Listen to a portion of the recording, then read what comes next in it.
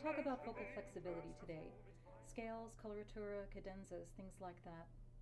I'm thinking about a first lesson that I gave to a wonderful young lyric mezzo a few years ago. She came to my studio and we vocalized, and then I looked at her binder to see what arias she was singing in auditions.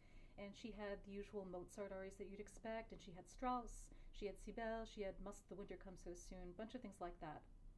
And so I kept looking, and I noticed that there was no Rossini or Donizetti or Handel. She seemed to me to have such great flexibility. She had a terrific range, and her voice seemed very facile. So I asked her, how come there's no Handel? How come there's no bel canto here? And her face just fell, and she said, I'm just no good at coloratura. And she told me that her teacher, who she had for her master's degree, had just leveled with her and said, some voices just don't move. I remember hearing things like that when I first started singing. I remember hearing that some voices were predisposed to be flexible and sing coloratura, and other voices just didn't need to, especially bigger voices where you'd mostly just be singing long sustained lines. Don't bother with that, some voices just don't move. Well, before we talk about why that isn't true, just imagine for a moment what would happen if somebody said that about any other instrument. Some violinists aren't naturally good at scales.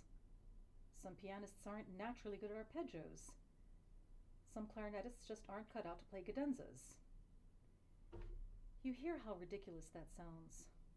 One of the things that I always want to impress upon singers is that anything that it is possible to do on one's instrument, you can learn to do. This is the expectation that you'd have if you were a pianist or a violinist or a clarinetist. And as a singer, if there's anything that singers are capable of doing, you can learn to do it. Maybe you're not going to do all of the things in your repertoire all of the time, but there's no reason to think that you can't learn how to sing good scales and coloratura. All voices move because singing is movement. The skills that we need for singing break down into different kinds of complex movements. So let's think about the movement that will facilitate a scale. Well, if I want to move between this pitch, E flat, and the E flat an octave up from that, I'm going to have to move in such a way that my vocal folds go from shorter and thicker to longer and thinner.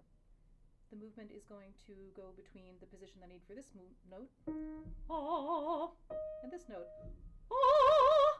Now I can siren between these two notes, ah. The movement that creates the possibility of going from this lower E flat to the higher E flat is almost identical to the movement that I'm going to have to execute in order to sing a scale between these two pitches. So I'll do that siren again. Oh,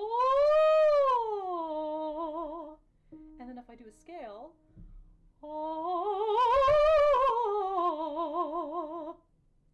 it felt to me like almost the identical thing, because my ear is going to move a lot faster than if I tried to actually find each one of these notes with my throat.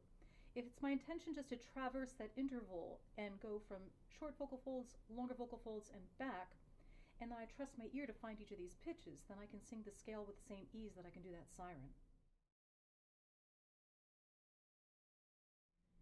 If you want to be able to do this movement easily, you're going to have to get used to the idea of having indirect control over what your throat is doing.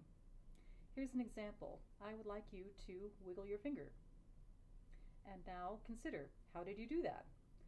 Well, you could just answer, well, I intended to, and then my finger moved. You could also get a little bit more complex about it and talk about all the muscles that surround this joint and move it.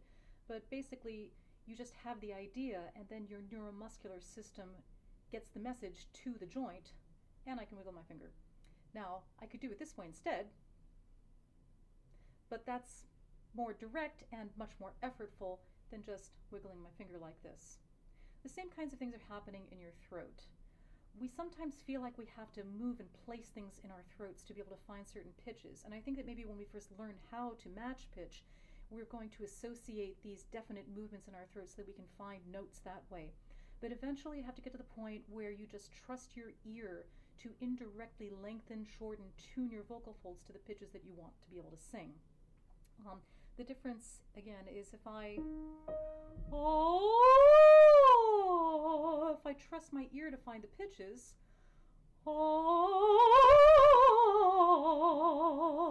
then it's very easy for me to sing that scale. I don't feel very much in my throat, but I can hear that my voice basically did what I intended it to do. However, if I feel like I have to mechanistically make each of these notes, it's going to be a little bit more like ah. I'm sort of like moving up and down the stairs and feeling where each note is, and I'm still singing the notes, but you can hear it's a little bit more labored. It's not quite as comfortable. And the thing for our discussion today is that I'm only going to be able to do that so fast. When you're singing scales and coloratura and cadenzas, you want to have the freedom to vary the tempo and speed things up and slow things down any way that you want to in the moment, or any way that your conductor or other collaborators might want you to. And so you're going to have to get to the point where you trust your ear to find these pitches in the desired tempo. A good first step for working on this is to just give yourself the experience of finding out that that very simple movement that you go through to do a slide is in fact useful for a scale as well. Try with a smaller interval than what we just did. This is going to be just a fifth, E flat up to B flat. See if you can do a slide and then go right into a scale. And notice, are you doing pretty much the same movement? Does it feel pretty much the same? Or is there a dramatic difference? Oh. For me, it felt like I was taking the same trip twice. But if instead you end up going something like oh,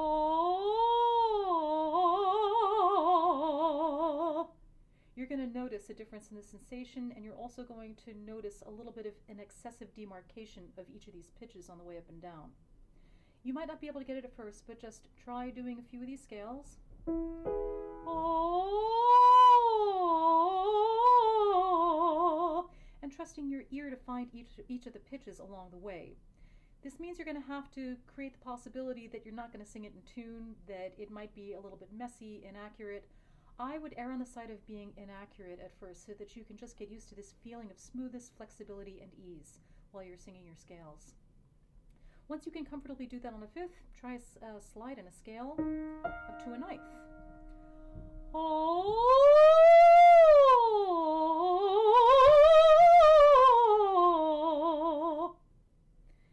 And you can move up, you can move down, find out where in your range does it feel the most comfortable, where do you feel like you've got to tweak something, and then try to persuade yourself that if you don't have to tweak it on the siren, you don't have to tweak it on the scale. You can trust your ear to find these pitches for you. Once you start experiencing how the slide and the scale are pretty much the same movement, you can slowly, progressively move towards more complicated figures.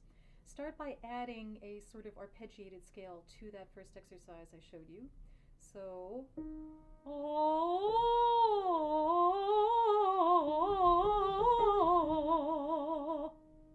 tag that onto the end. Oh,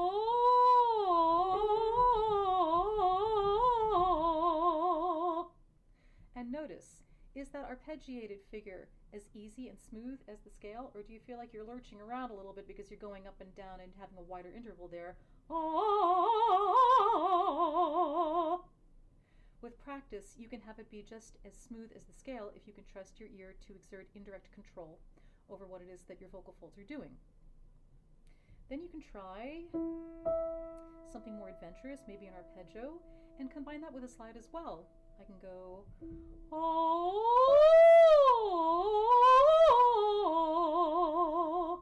or even break that up a little bit.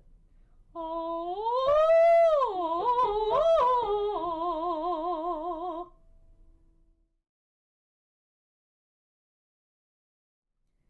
Now you can try applying these ideas to the scales and cadenzas in your repertoire. Let's start by taking a look at the scale that begins the cadenza at the end of Caro Nome from Rigoletto. This is a descending scale that's going to start on a high B, and it's going to go down to a D sharp. I'm picking a descending scale because for some reason we tend to have a harder time with descending scales. But it's really just a movement. You're going from having your vocal folds being long and thin to shorter and thicker. So first I'm just going to practice that movement. I'm going to start on that B, and I'm going to move to the D sharp.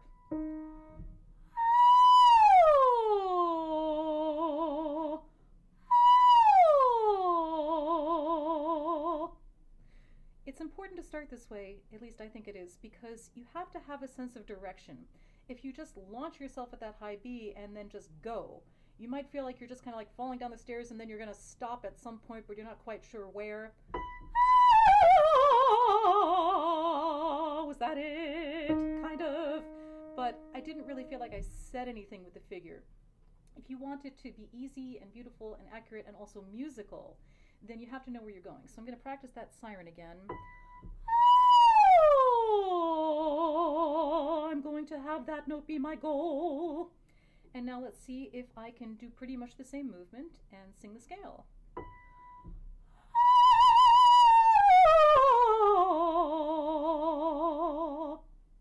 And I made it.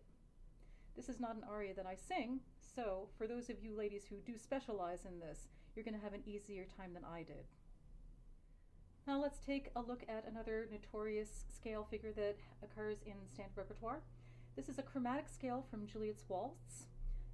You're going to go from this A to this A and back. It's a chromatic figure. So before I practice the chromatic scale, I'm going to practice my siren between these two notes.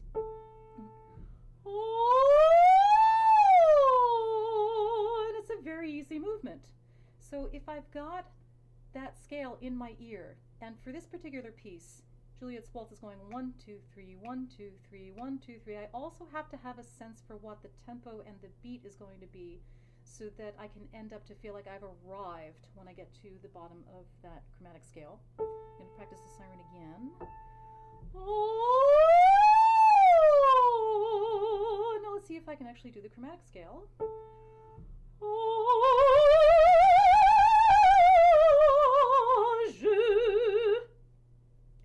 And it really is that easy. If you trust your ear, if you really understand that the movement of doing that siren is the same as the figure that you're about to sing. So what if you've got something more complicated, like these sequences that we often see in Handel arias, or this lovely excerpt from the fire aria from L'Enfant et les Sortilèges by Ravel. This is this notorious arpeggio that goes something like repeatedly. So you want to chart out what the simple movement is rather than figuring out how to like sing each one of these tiny little notes in a row. So if I look at this figure, I note that the movement goes from this F up to the G, then it goes to an A and up to a C. So I'm not going to try to go and just do one note at a time. I'm going to practice like, what is that shape? The shape goes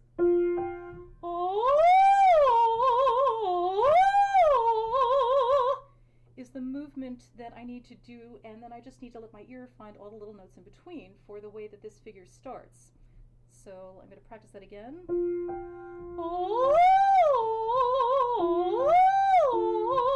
And see if I can actually do it with all the little notes in it.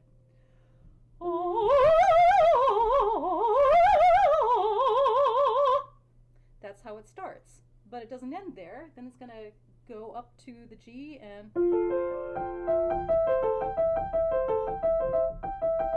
can probably sing it better than I can play it. The figure here is going to be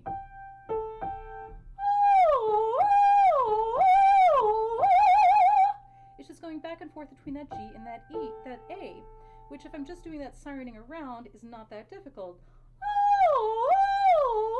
It doesn't cost me anything. If I can persuade myself that that's the movement that I have to do, then I can sing the arpeggiated figure without too much stress.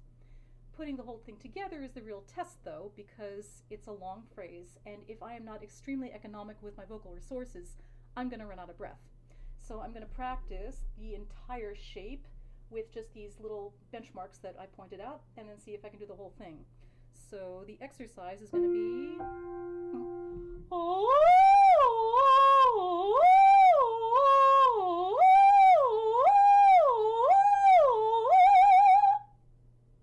theoretically, since I can do that, I should be able to sing the actual phrase at this tempo, which might not be a fast enough tempo for somebody who would actually sing this aria, but let's see if I can do it. It's probably easier faster because then you don't need quite as much breath. I'm going to practice it one more time.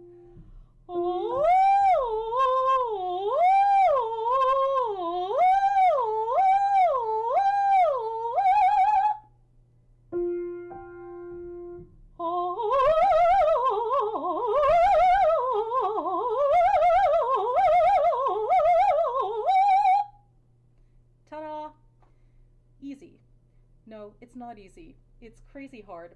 And I can probably sing this as well to the extent that I did because I've had these notes in my ear for a really long time. So it is important to get these phrases in your ear first because you got to put your ear in the driver's seat. If your ear doesn't understand the tonality or the progression or where everything is going, what is the goal of the end of the phrase, then you're probably going to peter out somewhere in the middle. Or you're going to second guess yourself. You're going to be like, what was that next note? Did I do that right? And the minute that you start second guessing yourself, then it's going to discombobulate your throat and you're going to run out of breath. So working on coloratura like this necessitates that you really get these complicated phrases in your ear before you try to put them into your voice.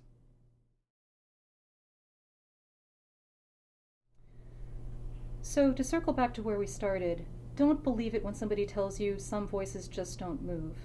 Usually when somebody says that, they're referring to bigger, more dramatic voices, but if some voices just don't move, then my voice would probably be in the category of women that you wouldn't expect to be able to sing fast scales.